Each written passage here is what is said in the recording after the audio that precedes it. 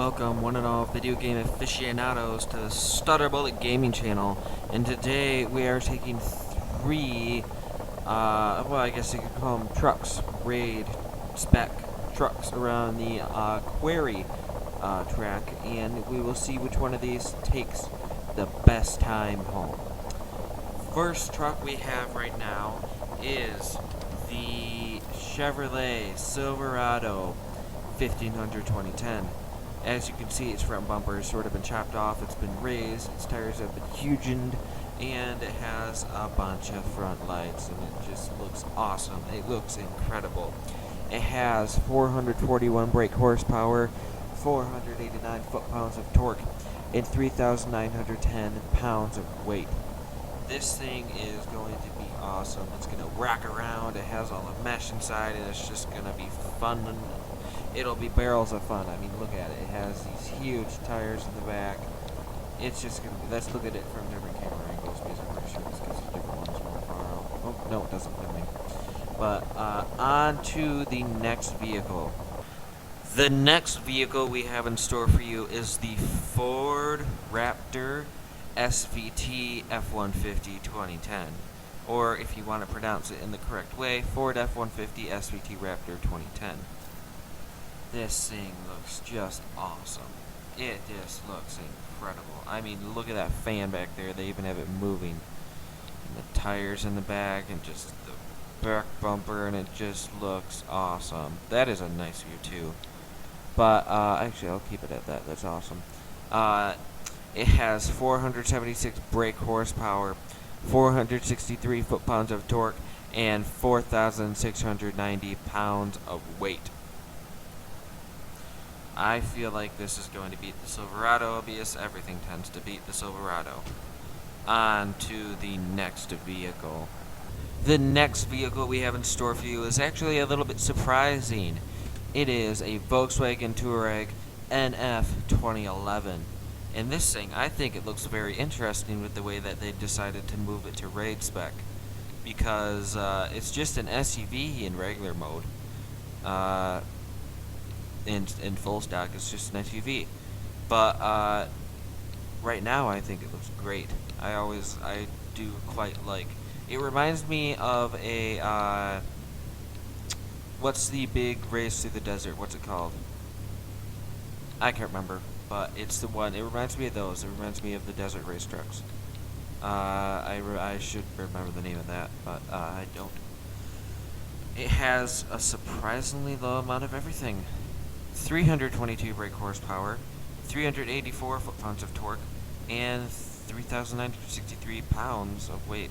It may be like lighter than the other two trucks, but it has so much less horsepower and torque that I don't think it's really gonna pull through. I mean, this thing has less horsepower than my mom's car.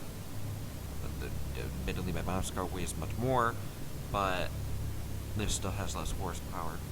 And it's meant for racing, so I'm unsure how this one will do.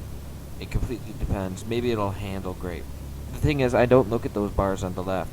Those bars that are displaying like the handling files and all that, like acceleration 9917, top speed 1194, grip 1306, and braking 4997. Yeah, I don't look at those because I don't want to care about those. I don't want to see how the game rates it. I want to look at the figures of the engine and the weight myself and judge how it will do it myself. So I think it will do quite well. For what it is, it will do quite well. It is a Touareg, but it may not do well against the other trucks. It'd be an awesome car to have every day, but I'd love to have this car. Absolutely love it. Okay. Well, on to the Dirt Quarry. And as you may have guessed, I am bringing out the Touareg first. I am very excited to see how it does. But we shall see. As you can tell, there is a little bit of dirt on it. That's because I took it for a little bit of a test drive around the course. I actually didn't take it that far because I realized I had not changed the settings. to get back to what they're originally supposed to be when I'm recording, which is turning everything except the speedometer and the map off. So, 3, 2, 1, go. I have a feeling that this will do actually quite well, but you can never ever be sure, because this is the crew. Wait, why did I say this would do quite well? No, I want it to do well. I want it to be the other things, because I actually quite like the look of this car, look at this raid truck, and I really want it to win. So yeah, that's my personal preference. I just sort of like this truck. I also like the Silverado with how it looks. I think it looks a little bit better than the Raptor. The Raptor just seems a lot really like a practical truck to use during this, but I don't go for practicality whenever I'm racing. I go for which car that I really just like the most. I never go for which one's the fastest, because I feel that if you like it, you race it. So that's why I brought this one out first. Oh, gotta remember to take this jump the right way. Wow, that was quite a big bang. Theory. Mentioning TV shows as pun into theirs. And around this corner. Oh, gonna scare away a flock of birds. Wait, why did I laugh at that? I don't know. I do seem to have a very dry humor. I've been told that before, and I don't mind. I like dry humor from anyone and myself. Like just straight out stupid dad jokes are, I guess they could be considered good if you're that type of person. But I mean, they're funny when my dad says them because he knows that they're dad jokes and he knows that they're absolutely terrible. But other than that, if someone actually does say a dad joke and they're literal about it, thinking it's actually funny, something's wrong with it. Something's wrong with it, for real. But if you're the type of person who wakes up in the morning and goes to, let's say, iFunny and laughs at something with memes in it, then you have no sense of humor, or you have an over-exaggerated sense of humor. You have too much humor in you, because it's just none of the meme things are any like funny at all. There's some. No, there's absolutely none that are funny. I was going to say there's some and try and get on its side a little bit, but there's no way you can get on meme sides because they're just annoying little piles of crap. And that's my personal opinion.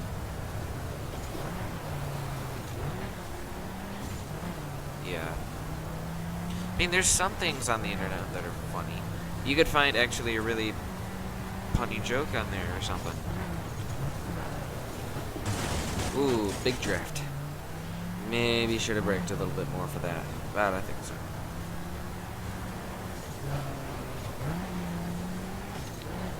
Getting down to the bottom here.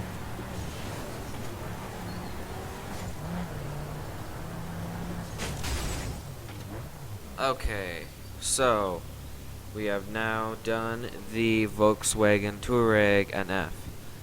On to the next car. I will see you at the other end of the quarry. Welcome to the other end of the quarry, and now we are going to take out the Ford Raptor SVT. And I feel like this is going to beat the Touareg, to be honest, which is sad. And I did, while racing the Touareg, say that this was a practical choice for, well, racing. As you can see, I'll just take a little quick look at the cockpit in here. It has all this, light, retro in, wipers, cooler, F cooler, main, start, a shoulder pad, all those up there. I can't really tell what they are. Miles per hour. I think that's oil temperature and water temperature. People will yell at me if they can't. Oh, yeah, look, I have water temp and oil temp there too. Yes, that's oil. Neutral, speed, the gear bar, it goes up. Mesh. 3, 2, 1, go. So it's a very detailed interior on this car. Probably because it is actually featured in the trailer. I don't like that. Like, it's like sometimes they use some of the parts that actually have, that get dirty from the outside, and I thought this was only happening. Like, they reuse parts that can get dirty while you're in dirt. And they don't bother to turn that thing off. Because if you could notice, right there, under the hood, there is, like, dirt specks on that. Those just appeared. And it's because we're in dirt. And that's not where dirt gets to. Also, it's just a sort of flat wall, and you should be able to see under the hood. But that's not the point. That's not how dirt works. It's the same with rain or anything else. Like if I, like in the Abarth 500 in the cockpit, the actual little like glove box over there and stuff has dirt on it, and it's just, I gotta recenter the camera. And it has dirt on it, and it's just odd. Because when you drive through the dirt in the Abarth 500, the dirt actually appears on the dash and like everything, and it just looks so ugly, and it completely ruins the immersion. And it's just like, oh well, I guess we're in a video game. That's sad. Like, you're able to immerse somebody in video games now. Like, I am immersed in this. I love it. I'm not aware that I'm actually recording anything. No, I'm kidding. I'm completely aware that I'm in the outside world. But I can see this place, and I feel like it's real. It feels like a real place. Not visually, but because it has so many parallels to the real world. Because it just looks very similar visually, but you can still tell it's a game. But because it has the pine trees and it's detailed, but then you see that stuff on the glove box, and it's just like, immersion ruined. Jeez. Oh, I'm in a video game now. Oh, there's a glitch. Oh, jeez. I can see New York off in the distance. It's not very highly textured, but like you can just see the buildings and stuff back there, and it's just, yeah, like we have a good view of it right there. You all saw that, right? You can see it there. Definitely see it there. But yeah, just very. This game is made by Ubisoft, and they tend to have a lot of. They make beautiful games, but they tend to be a lot of graphical glitches. And unlike Rockstar's GTA 5, there is no graphical glitches in that. That was a very well held together and extremely detailed and thorough game. I've never played it before, but I keep being told that. So, do you guys want to comment below if you do want GTA 5 or more preferably Fallout 4 to come onto the channel? Because I would sure love Fallout 4 on the channel. It looks like such a fun game, and I have so many ideas to build a fort in that island. I just forted up. Forted up. Okay. Now, on to the next vehicle. The next car we'll be taking out is the Chevrolet Silverado, and I'll take a look at the interior just to show you what it's like, and it's actually quite deep. You got main system, hazards, bunch of wiring over there. What is that, nitrous? I don't like that. I don't like the fact that they included the fact that this has nitrous. Ooh. real, very head bobby in here. Like if I just, it's very ooh, ooh, ooh, ooh, ooh, ooh, ooh, ooh, ooh, ooh, ooh, ooh, ooh. Yeah, that's why they kept in a centered. Oops, I'm sorry. Centered screen. So, 3, 2, 1, go. Yes. Yeah.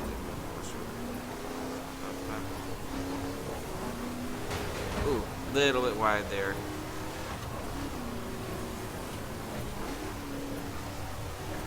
What had more horsepower? Was it this or the Raptor? The Raptor definitely felt faster. The Raptor felt faster than both of them. Oh, elk. Or deer. Or whatever you want to call it. I don't care. Through here. As you can tell, that these trucks don't have very much grip, but they're They're like basically trophy trucks. That's all they are. They're like trophy trucks. Actually, every single one of them is like a trophy truck because of their huge wheels and extremely bouncy suspension. It's actually quite cool how they're all set up, and I really like it. Over this jump we go. Ouch. For some reason, my computer doesn't really like being in the Quarry that much. It doesn't really like being here. Don't know why. You just sort of... The FPS doesn't go down to like 39 or anything. It goes down to like 49 and 47. And it goes back up to 57 and then 54 and then 49 and then I'm just reading off what it is right now. 50, 51, 55, 54, 52, 57, 60. So yeah, it's really spotty FPS in this area because usually I get a permanent 60 or 61 or something. It doesn't usually change. I think that's just because the game is built. Maybe the computer would run it faster. In some spots, I never get above 61 FPS. I think actually that this game, the game itself, is actually locked to 60 FPS. Like the animations are all locked to 60 FPS, which is interesting for a PC game. Oh, but it's also on the PS4, so maybe that's why everything is locked to 60. It's also on the PS4, isn't it? Right? Are we in the same... question for everybody. Are we in the same world on the crew as we are in the PS4? Oh my gosh, they have the crew on the PS4. Never mind. I just... Is it on the... Or is it on the Xbox One? It's on one of those. I don't know. Don't judge me. I'm guessing it's on the PS4 because I read some things online that the PS4 was much more computer-like, able to correspond with computers, and like the Xbox One. The Xbox One was much more console-like, and it had the whole entire what is it called when the discs are like you could play an Xbox 360 game on the Xbox One. I can play an Xbox 360 game on the Xbox One. I could play Forza Motorsports 2 on the Xbox One, and it would look not very good, but it'd run incredibly well. So, on to the times. The time for the Chevrolet Silverado was a 3:42.49. The time for the Touareg NF was a 3:38.39, and the time for the Raptor was a 3:37.39. That's actually a good thing for me to say. Like, I'm super happy with that result because I didn't think the Chevy was going to get that. I'm happy. I'm happy the Touareg came second. I didn't think it would have come second. I was hoping it would have come first, and I was thinking it was going to come third. But the Chevrolet Silverado seems not to do very well in these competitions, no matter what spec it is. But the Raptor, as I said when I was racing the Touareg, was the practical choice. It seemed like the practical choice. But I'm happy that the lowest horsepower got second place and the one that I like the most. And anything else that I have to say? Well, it's been a fantabulous time, and I will see you all in the next one. Peace.